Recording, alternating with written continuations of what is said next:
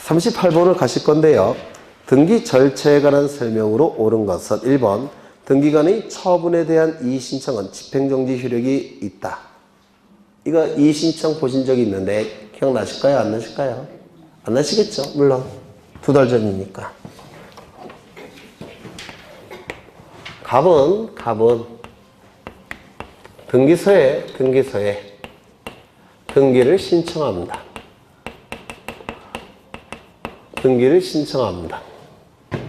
그런데 이 등기소에서는 이 등기 신청에 대해서 결정을 합니다. 이 결정이 갑이 판단했을 때 부당할 때는 이 결정과 다른 의견을 요구할 수가 있습니다. 이의신청. 다른 의견을 요구한다라고 얘기합니다. 그러면 이의신청을 등기소에 해봤자 의미가 있습니까? 없습니까? 없어요. 등기소보다 한 단계 더 높은 국가기관에게 해야 된다. 그래서 지방법원에게 이 결정과 다른 의견을 요구합니다. 이를 이의신청이라고 불러요. 그러면 이 이의신청을 했을 때 첫 번째, 제가 이렇게 써드린 적이 있어요. 기간의 제한이 있다, 없다? 없다. 이유는요, 이 등기와 관련된 것은 한두 푼짜리가 아니에요. 10억이 될 수도 있고 100억이 될 수도 있습니다. 그래서 공법상의 법률행위처럼 기간의 제한을 둘 수가 없어요. 적부심사, 적부재심사 90일 내에 해야 된다고 했죠. 그것도 이것처럼 적부재심사처럼 90일이라는 제한을 둘 수가 없습니다. 왜냐하면 워낙 고가이기 때문에 그렇습니다. 따라서 기간의 제한이 없다는 거 기억하셔야 되고요. 두 번째, 이의신청에 따른 사실만 갖고 이 결정을 집행하는 것을 정지시키는 효력이 있다고 했습니까? 없다고 했습니까? 지금 이의신청에 따른 사실만 갖고 등기소에 이 결정의 효력이 집행되는 것을 정지시킬 수 있다고 했습니까? 없다고 했습니까? 없다고 했어요. 왜요? 만약에 집행정지효가 있게 되면 이것이 부당할 때만 이의신청을 해야 되는데 이걸 정지시키기 위해서 정당할 때도 이의신청을 해버립니다. 사람들이 보통. 그러면 법관의 일이 너무 많아져요. 따라서 이 이의신청에 따른 사실만 갖고 이 등기소의 처분 결정의 집행을 정지시키는 효력은 없다라고 얘기합니다. 이것도 시험에 잘 나오죠. 두 가지 좀 기억해 두실 필요가 있습니다.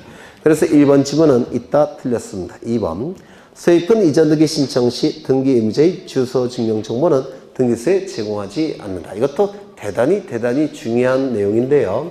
아직 제가 설명을 드린 적은 없어요. 그래서 오늘 좀 기억해 두시면 좋을 것 같아요.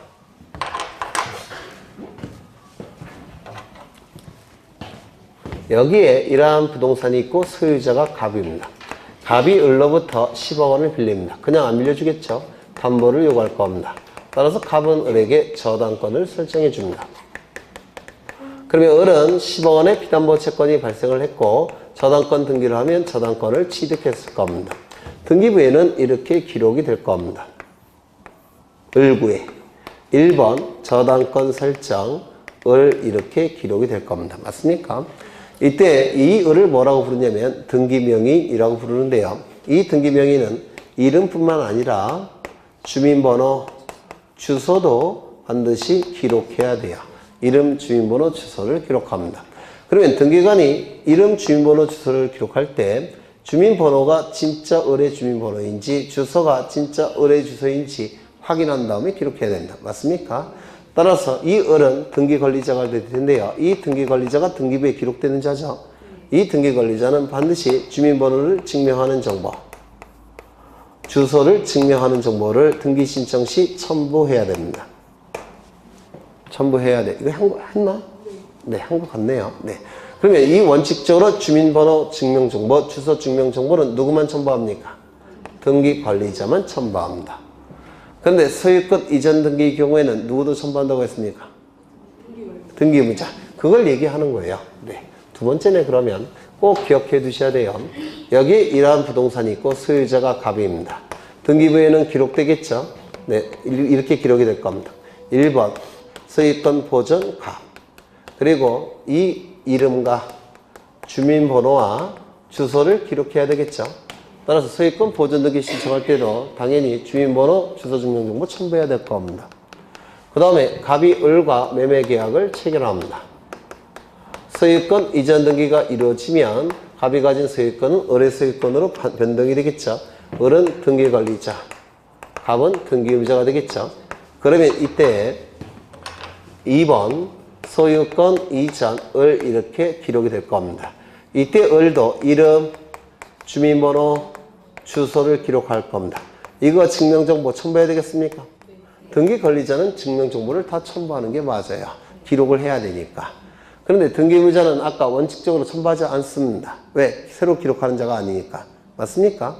그런데 이 소유권 이전 등기만큼은 등기의무자도 주소 증명정보만큼은 첨부를 해야 됩니다. 왜냐하면 요거를 확인해야지만 이게 동명이인, 즉 누구라고 할까?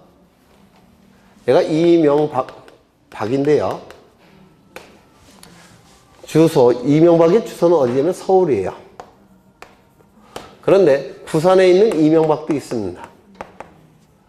부산. 그러면 진짜 소유자는 누굽니까? 이명박이죠. 서울에 있는.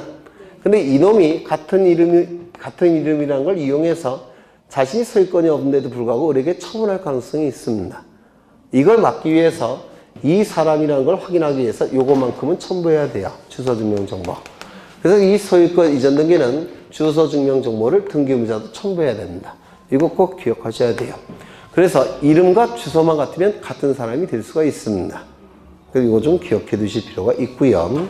시험에 자주 나오니까 조심하셔야 될 것은 등기관리자는 주민등록, 주민번호, 증명정보, 주소증명정보 다 첨부하지만 소유권 이전 등기, 등기의무자는 뭐만 첨부한다고요? 주소, 증명, 정보만 첨부합니다. 그 다음에 틀렸죠? 그러니까 네, 3번 지방자치단체가 등기관리자인 경우 등기관은 등기필 정보를 작성, 통지하지 않는다. 이것도 맞는 지문이에요. 이 등기필 정보는 등기의무자가 권리가 있다는 사실을 등기관에게 확인시키는 용도로서 이 등기필 정보를 등기소에 제공하는 거죠. 그런데 국가나 지방자치단체가 등기의무자일 때는 거짓으로 등기를 신청할 가능성이 있습니까? 권리가 없는데도 불구하고 등기를 신청할 가능성이 있습니까? 없어요. 국가는 지방자치단체는 등기의무자일 때 이런 거 첨부할 필요가 없습니다. 왜? 권리가 없다는 사실을 구태여 확인시킬 필요가 없다는 겁니다. 거짓의 등기를 신청할 가능성이 없기 때문에. 4번 자격자 대리인이 아닌 사람도 타인을 대리하여 전자신청할 수 있다. 아까 보셨죠? 자격자 대리인만 전자신청이 가능하다고 했죠. 네. 5번 전세권 설정 범위가 건물 전부인 경우 전세권 설정 등기 신청 시 건물 도면을 첨부 정보로서 등기소에 제공해야 된다.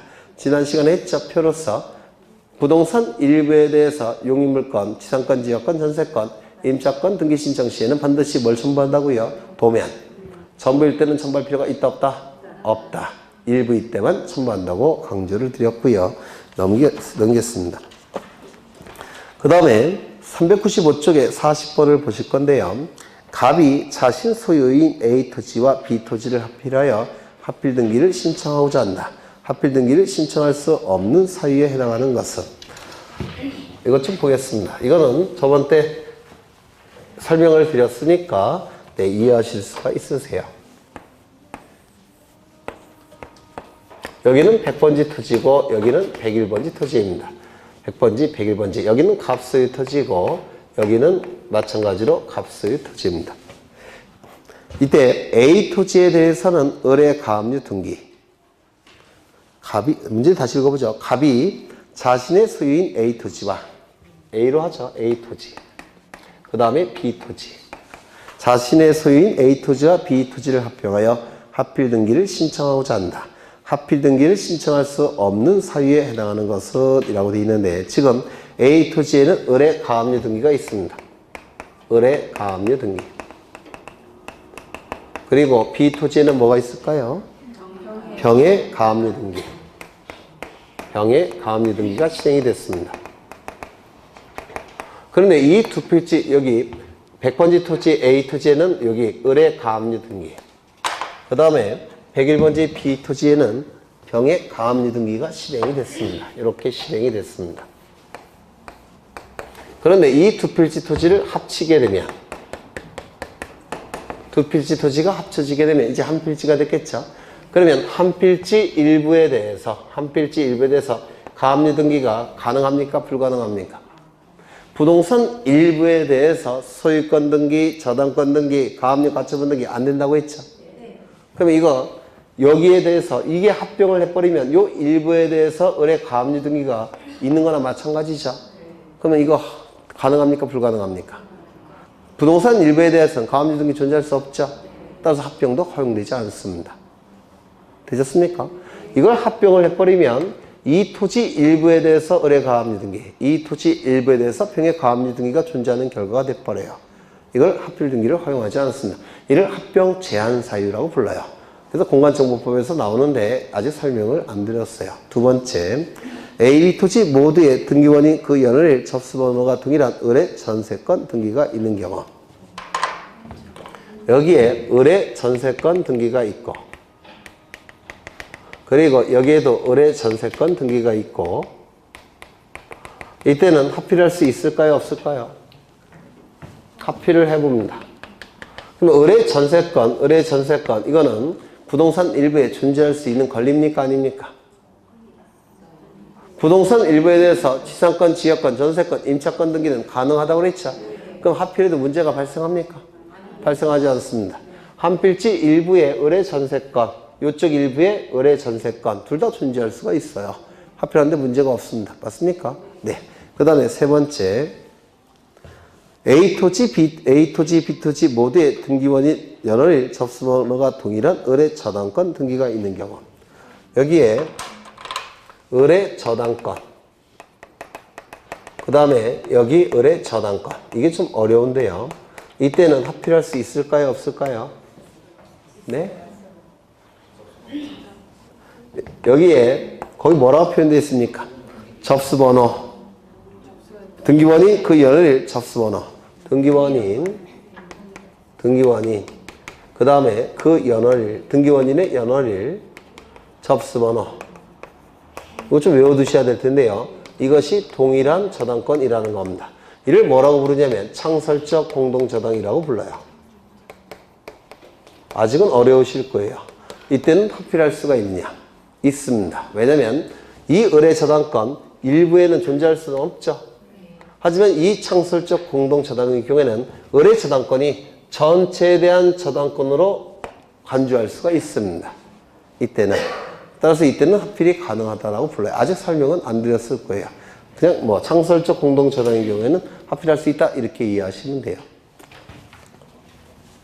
설명하죠? 네. 이게 민법 지식이 필요해요. 여기 이러한 부동산이 있고 소유자가 갑입니다. 그리고 여기도 부동산이 있고 소유자가 갑이고요. 이건 5억짜리고 이건 3억짜리입니다. 아까 보신 건데 을로부터 얼마를 빌렸느냐면 8억 원을 빌렸습니다. 그냥 안 빌려주겠죠? 담보를 요구할 겁니다. 그러면 갑이 요것만, 이건 100번지고 101번지인데 100번지 토지만 담보로 제공한다면 을은 8억 빌려주겠습니까? 안 빌려주겠죠? 그래서 여기서도 담보를 요구해서 저당권 설정하고 여기서도 담보를 요구해서 저당권을 설정했습니다. 이 두 개의 저당권 설정이 이루어졌기 때문에 을은 8억 원의 저당권 등기, 그 다음에 여기서도 8억의 저당권 등기, 이렇게 등기가 실행이 됐을 겁니다. 되셨나요? 이렇게 피담보 채권이 같을 때 이를 뭐라고 불렀습니까? 공동저당이라고 부릅니다. 그리고 요 두 개의 등기가, 여기 두 개가 등기원인 연월일 접수번호가 동일한 저당권을 창설적 공동저당이라고 부르는데요. 이게 뭐냐면 저당권이 설정될 때 요 두 개가 동시에 이루어졌다는 겁니다. 이걸 담보하기 위해서, 하나의 피담보 채권을 담보하기 위해서 두 개의 저당권이 동시에 신청이 됐을 때 이를 창설적 공동저당이라고 불러요. 이걸 멋있게 표현하면 등기원인 연월일 접수번호가 동일한 저당권 이렇게 얘기를 합니다. 이것이 먼저 설정이 됐고요. 처음에 갑이 이 부동산이 8억이라고 뻥카 친 다음에 저당권 설정을 했습니다. 근데 알고 보니까 8억이 아니에요. 5억 원짜리예요. 그럼 의뢰 입장에서는 이것도 담보로 제공해라 요구하겠죠. 그래서 이게 먼저 설정이 되고 이게 나중에 설정되는 경우가 있습니다. 이때도 공동저당이에요. 동일한 피담보 채권을 담보하고 있기 때문에. 그런데 이건 창설적이라고 부르지 않고요. 추가적 공동저당이라고 부릅니다. 이게 동시에 설정이 됐다면 창설적 공동저당. 즉 등기원인 연월일 접수번호가 동일한 저당권을 창설적 공동저당. 이게 먼저 설정이 되고 이게 나중에 설정이 되면 등기원인 연월일 접수번호가 동일하지 않습니다. 이때는 추가적 공동저당이라고 불러요. 이거 되셨습니까? 그러면 하나의 피담보 채권을 담보하기 위해서 이렇게 창설적 공동저당이 설정이 됐을 때 이 두 필지 토지를 합칠 수가 있느냐? 합쳐도 문제가 없어요. 왜요? 이게 5억짜리고 이게 8억짜리니까 합하면 얼마입니까? 합쳤으면 5억짜리 3억이니까 합치면 얼마예요? 8억이죠. 그러면 8억을 담보하기 위해서 이 전체에 대해 저당권 설정한 것을 보면 되겠죠. 따라서 창설적 공동저당일 때는 합병하는데 문제가 없어요. 전체에 대한 저당권을 간주하면 됩니다. 이해가 되셨을까요? 네. 너무 어렵네요. 네. 따라서 이때도 합필할 수가 있습니다. 그 다음에 네 번째를 보시면 A 토지의 의뢰지상권 등기, B 토지의 병해지상권 등기가 있을 때 합필할 수 있겠습니까? 있죠. 왜요? 지상권은 부동산 일부에도 존재할 수가 있으니까. 그렇죠. 그 다음에 5번에 A 토지의 의뢰 전세권 등기, B 토지의 병해 전세권 등기가 있는 경우 합칠 수 있습니까? 있죠. 왜요? 전세권은 부동산 일부에도 존재할 수가 있기 때문에. 그렇죠. 네. 넘어가겠습니다. 그 다음에 41번을 보시는데요. 토지 소유권 보전 등기에 관한 설명으로 옳은 것은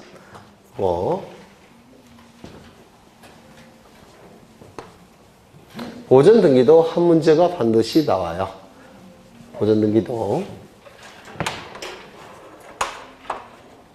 보전 등기를 신청할 수 있는 자는 넷이 있다고 그랬죠. 첫 번째, 대장에 최초의 소유자로 등록된 자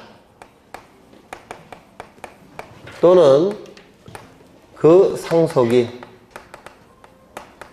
그 밖에 포괄 승계인. 이건 외우셔야 돼요. 이 자는 보전 등기를 신청할 수 있다라고 했습니다. 두 번째, 확정 판결에 의해서 소유권을 증명하는 자, 이 자도 보전 등기 신청할 수가 있고, 세 번째, 수용에 의해서 소유권 취득을 증명하는 자, 이 자도 보전 등기를 신청할 수 있다라고 했습니다. 아까 수용 보셨죠? 미등기 부동산일 때는 무슨 등기? 보전 등기. 이미 등기가 되어 있는 부동산일 때는 이전 등기. 기억나십니까? 미등기 부동산이니까 보전 등기 가능하다고 했습니다. 네 번째, 특별자치도지사. 프린트에 다 있어요. 특별자치도지사, 시장, 군수, 구청장의 확인에 의해서 소유권을 증명하는 자도 보전 등기를 신청할 수 있다라고 했습니다. 이때 요 셋은 건물에 대한 보전 등기 신청도 가능하고 토지에 대한 보전 등기 신청도 가능한데, 요 마지막 것은 건물에 대한 보전 등기 신청은 가능하지만 토지에 대한 보전 등기 신청은 허용되지 않는다고 했습니다. 이거 기억나실까요? 나셔야 되는데, 그래서 이 네 가지는 반드시 외우셔야 돼요. 네 가지를 다시 외워보죠. 대장에 최초의 소유자로 등록된 자, 그 상속인, 그 밖에 포괄 승계인. 두 번째, 확정 판결에 의해서 소유권 취득을 증명하는 자. 세 번째, 수용에 의해서 소유권 취득을 증명하는 자. 마지막에 특별자치도지사, 시장, 군수, 구청장. 이 구청장은 자치구청장을 의미합니다. 자치구청장의 확인에 의해서 소유권을 취득을 증명하는 자.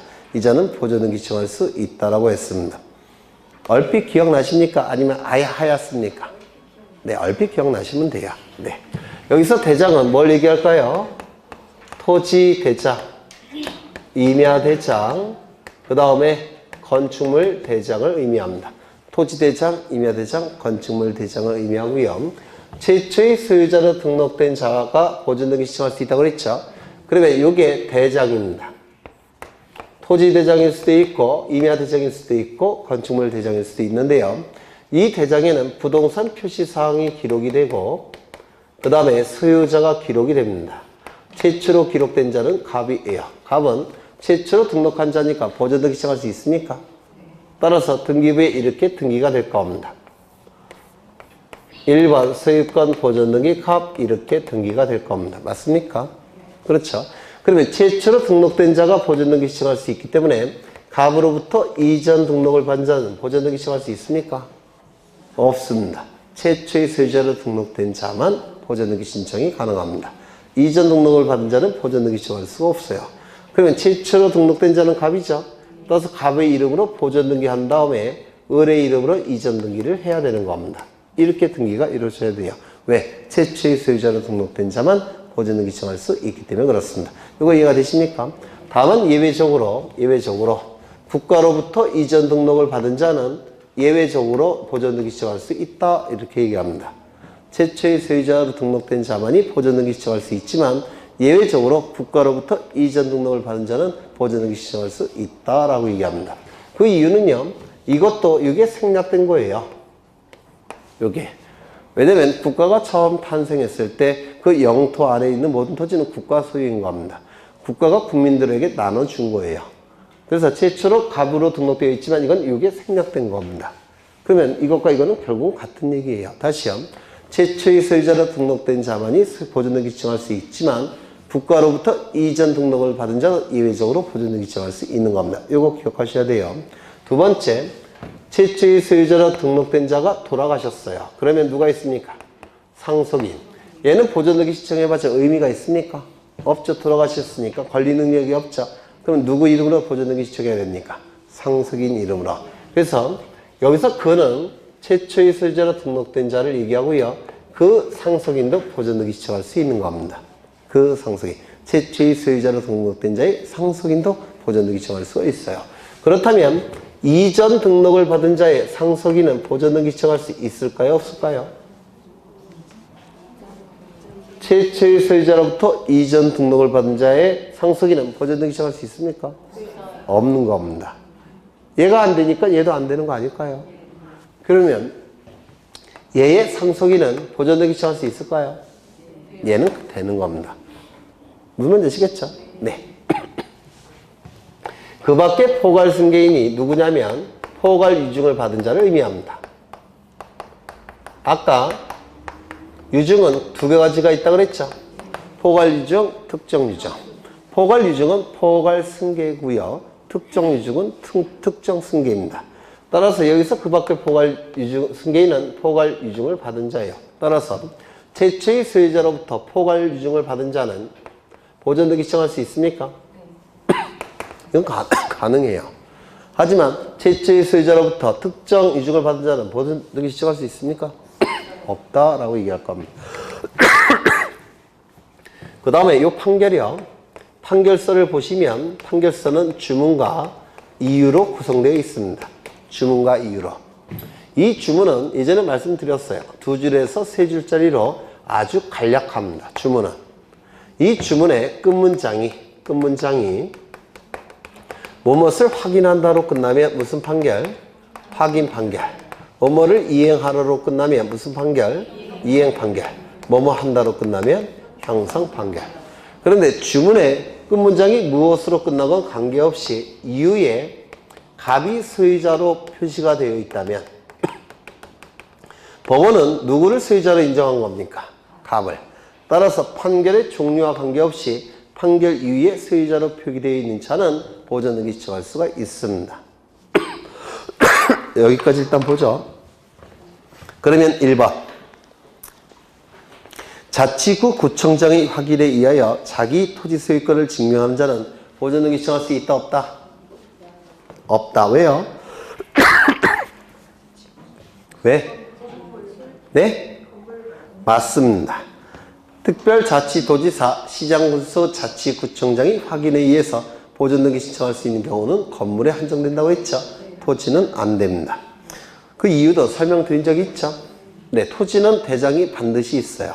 하지만 건물은 대장이 없는 경우도 있습니다. 무허가 건물. 무허가 건물도 재산적 성질이 있기 때문에 보존등기 신청이 가능하도록 해야 돼요. 그런데 무허가 건물은 허가를 받지 않아서 대장이 없다 그랬죠. 대장 역할을 하는 게 뭐라고 그랬습니까? 바로 확인서예요. 그래서 이 확인서는 건물에만 필요한 겁니다. 그래서 1번 질문 틀렸고 2번 미등기 토지에 가처분 등기를 하기 위하여 직권으로 소유권 보존 등기를 한 경우 법원에 가처분 등기 말소 촉탁이 있다면 직권으로 소유권 보존 등기를 말소 촉탁한다. 이거 아까 안 했나? 지웠네. 안타깝다. 아까 가압류 등기, 가처분 등기는 법원의 촉탁에 의한다고 했죠. 기억나십니까? 그런데 미등기 부동산이라고 한다면 법원의 촉탁이 있을 때 가압류 가처분 등기 할 수 있을까요? 없을까요? 없겠죠. 따라서 등기관은 어떻게 해야 된다고 했습니까? 직권으로 보존 등기 한 다음에 가압류 가처분 등기 한다고 했는데 혹시 기억나십니까? 그러면 가압류 가처분 등기를 말소했을 때 직권으로 한 보존 등기도 말소할까요? 아니면 내버려 둘까요? 내버려 둡니다. 왜요? 등기 부동산이 있을 때 등기부가 있는 게 정상이기 때문에 그래요.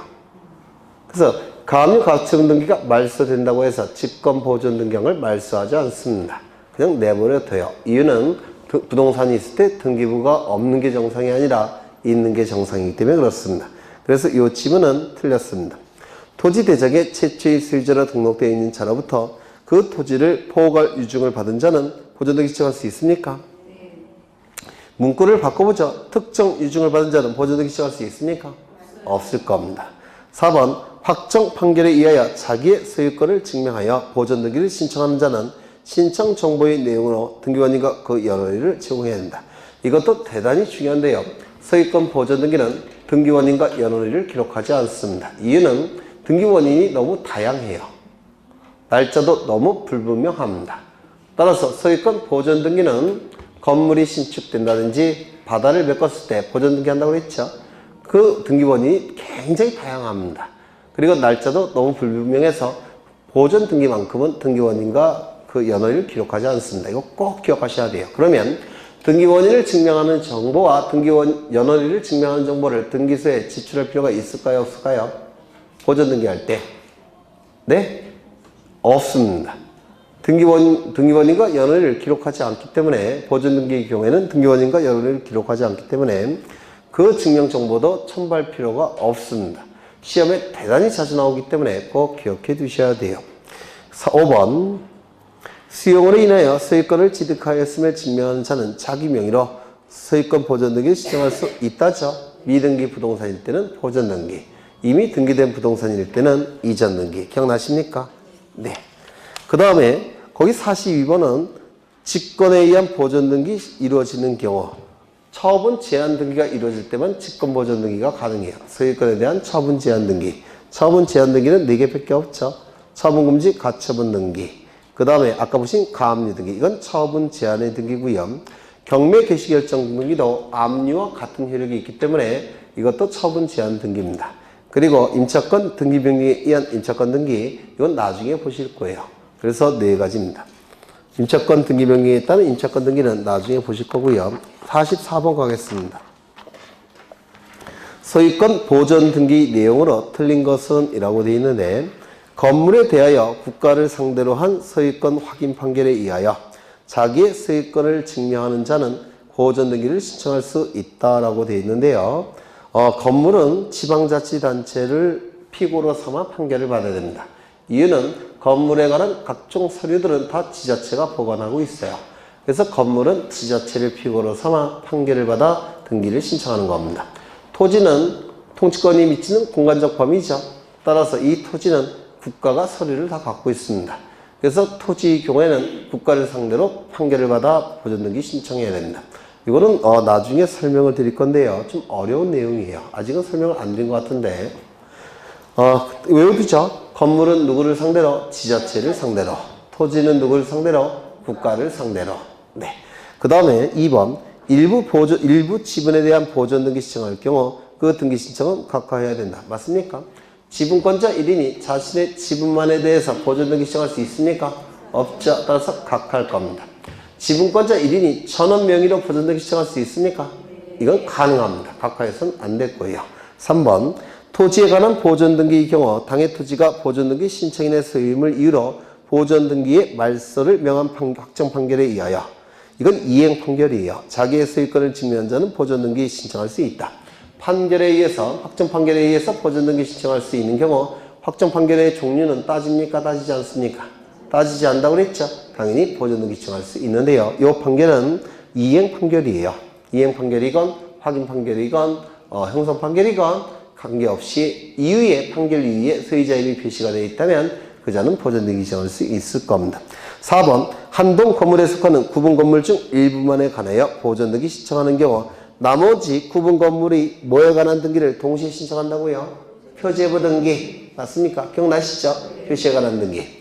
보존 등기는 자기 거니까 직접 신청. 표제부 등기는 남의 거니까 대의 신청. 두 개의 등기는 동시 신청. 기억나실까요? 네. 그 다음에 5번 미등기 주택에 대하여 임차권 등기명의에 의한 임차권 등기가 있는 경우 등기관은 집권으로 보존 등기한 후 임차권 등기를 해야 된다. 이거 맞았을까요? 틀렸을까요? 여기까지 보고 오늘 끝내죠. 그래서 이 기출문제는 한 번 더 할 거예요. 다음 주하고 다다음 주까지. 하지 말까요? 네, 하는 게 여러분 신상에 좋을걸요. 네. 이 등기법은 생각보다 어려운 법이에요. 아까도 보신 바대로 한 줄을 설명하기 위해서 30분, 1시간 쓸 때도 있어요. 예를 들어서 요 다음에 제가 볼 문제가 뭐냐면 400쪽에 47번, 48번이 있죠. 부동산 등기 특별조치법의 내용인데요. 여기서도 여러분이 민법 시간에 공부하지 않는 민법 지식이 필요해요. 계약 당사의 지위 이전 계약이라는 걸 여러분이 이해를 하셔야 돼요. 그것까지 설명해야 되니까 이거 1시간 이상 걸립니다. 그래서 이 등기법은 한 줄을 설명해도 1시간 걸리는 게 많아요. 그래서 난이도가 높은 법이에요. 그래서 네, 제가 큰 희생을 머금고 네, 한 번 더 할 테니까 네, 여러분도 꼭 오셔야 돼요. 네, 안 오시면 그만 안 들 겁니다. 맨날 빌 거예요. 떨어지라 떨어지라 뭐 이렇게. 그것도 꼭 총점 0.1점 차이로 떨어지라 이렇게 맨날. 얼마나 억울할까요? 총점 1점 차이면. 제가 0.2점 차이로 총점 0.2점 차이로 떨어진 적이 2번 있어요. 옛날에 사실 공부할 때. 정말 어이가 없죠. 0.2점. 네, 여러분도 꼭 느껴보시라고 빌 겁니다. 주택임대차법법 혹시 공부하셨습니까? 네. 민사특별법에서 네, 한번 여쭤보겠습니다. 이게 주거용 건물이고요. 또는 상가용 건물일 수도 있습니다. 갑은 예전에 한 것 같기도 하고 임대차 계약을 체결합니다. 이 임대차 계약은 등기가 가능하죠. 따라서 을이 갑에게 임차권 등기를 청구할 수가 있습니다. 특별한 약정이 있다면. 그렇죠. 그런데 보통 특별한 약정을 안 해요. 그래서 임차권 등기를 갑이 안 해줍니다. 만약에 갑이 을에게 임차권 등기를 해주면 이는 임차권 설정 등기라고 불러요. 그러니까 주인이 임차인에게 해주는 등기가 뭐라고요? 임차권 설정 등기라는 용어를 씁니다. 그러면 이 을은 갑이 임차권 등기를 안 해주면 대항력을 발생시키기 위해서 어떻게 해야 될까요? 네? 하셨다면서요? 점이요. 플러스 전입신고. 전입신고가 이루어지면 주민등록이 이루어진 것으로 간주를 합니다. 따라서 점이와 전입신고, 즉 주민등록을 갖추면 이 길은 무슨 뜻입니까? 다음날 0시부터 요 임차권에 뭐가 발생합니까? 대항력이 발생을 합니다.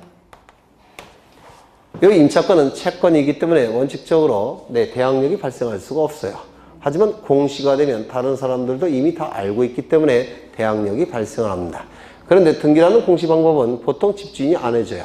그래서 특별한 법을 만들어서 주택임대차보호법, 상가건물 임대차보호법을 만들어서 특별한 공시 방법을 만들어 놓은 겁니다. 그게 바로 주민등록과 점유와 주민등록이에요. 그렇죠.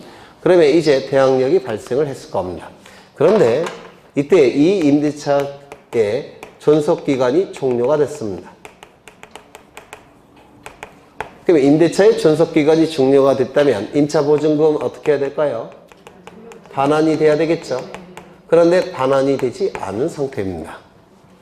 그러면 반환이 되지 않은 상태에서 병이 반환이 될 줄 알고 병과 또다시 임대차 계약 체결하겠죠. 맞습니까? 반환될 줄 알고 보통 체결할 겁니다. 그래서 임대차 계약 체결해서 이쪽 집에 가서 점유와 전입신고를 갖춰야 되겠죠. 그러면 여기서 점유를 이쪽 병의 집에 점유를 하게 되면 여기 점유가 어떻게 됩니까? 상실. 그 다음에 이쪽에 전입신고를 하면 이건 어떻게 됩니까? 이탈. 주민등록 이탈이라는 용어를 씁니다. 그러면 발생한 대항력이 어떻게 됩니까? 상실이 돼버립니다. 이쪽 집에 살면 이쪽에서 대항력이 발생하겠죠. 이쪽에 대항력이 발생하면 이쪽에 대항력은 상실될 수밖에 없어요. 이쪽 집에 점유하고 이쪽 집에 주민등록 갖춰야 되니까 여기선 상실할 겁니다. 맞습니까? 문제는 대항력이 있을 때도 보증금이 반환되지 않았는데 대항력이 상실돼 버리면 이때 어떻게 됩니까? 보증금 반환받을 가능성이 더 떨어집니다. 그렇겠죠? 그러면 이사를 가더라고 하더라도 대항력은 유지시켜 놓고 이사를 가야 되겠죠? 맞습니까? 그러면 이사를 가야 되니까 이 방법은 쓸 수가 없어요. 대신 등기를 갖추면 됩니다. 그래서 갑이 이렇게 얘기합니다. 안심하고 가라. 내가 등기해 줄 테니까 안심하고 가라. 그러면 여러분은 갑이 해주는 등기 바꾸서 이사 가야 됩니까? 안 돼요. 왜냐면 등기라는 것은 임차권 설정 등기라는 것은 갑이 해준 등기를 임차권 설정 등기라고 부르는데요. 등기를 갖춘 시점부터 접수 시 효력이 발생합니다. 등기 효력 발생 시점 언제라고요? 접수 시. 따라서 대항력도 임차권 설정 등기 접수 시점부터 발생해요. 그럼 그 전에 취득했던 대항력은 어떻게 됩니까? 다 날아가 버립니다. 맞습니까? 따라서 임차권 설정 등기는 의미가 없습니다. 그럼 어떻게 해야 되느냐? 을은 법원에 임차권 등기 명령에 의한 임차권 등기 명령을 신청을 합니다. 임차권 등기 명령을 신청하면 법원은 임차권 등기 명령에 의한 임차권 등기를 결정해 줍니다. 그리고 등기소에 임차권 등기 명령에 의한 임차권 등기를 촉탁합니다. 그러면 이 법원의 촉탁에 의해서 이 의뢰의 이름으로 임차권 등기가 시작이 됩니다. 이 임차권 등기를 우리 등기법에서는 임차권 등기라고 불러요. 갑이 해주는 등기는 임차권 설정 등기. 법원의 촉탁에 의해서 이루어지는 등기는 임차권 등기. 설정 등기는 접수 시점부터 효력이 발생합니다. 대항력도 접수 시점부터 발생할 거예요. 하지만 이 주택 임차권 등기 명령에 의한 임차권 등기는 기존의 대항력이 유지가 됩니다. 이렇게 달라져요. 그러면 이 갑이 해주는 등기는 거절하고 법원에 신청해야 되는 겁니다. 맞습니까? 그러면 대항력이 유지가 돼요. 문제는 이 부동산이 미등기라고 한다면 법원의 촉탁에 의해서 임차권 등기를 해야 되는데 할 수가 없겠죠. 그럼 등기관은 어떻게 하느냐? 먼저 직권으로 보전 등기를 해서 등기부를 만든 다음에 법원의 촉탁에 의한 임차권 등기를 실행하는 겁니다. 먼저 등기부가 있어야 되겠죠. 직권으로 보전 등기한 다음에 임차권 등기 명령에 의한 임차권 등기를 실행하게 돼요. 그러면 이제 이 등기가 실행이 되면 이때부터 발생했던 대항력이 쭉 유지가 되는 겁니다. 그래서 안심하고 이사할 수가 있습니다. 이거 이해가 되실까요? 네. 이때 등기필 정보가 작성 통지될까요? 안 될까요? 네? 신청인이 없는 등기죠? 등기필 정보가 작성된다, 안 된다? 안 된다. 네. 그러면 지문을 보겠습니다.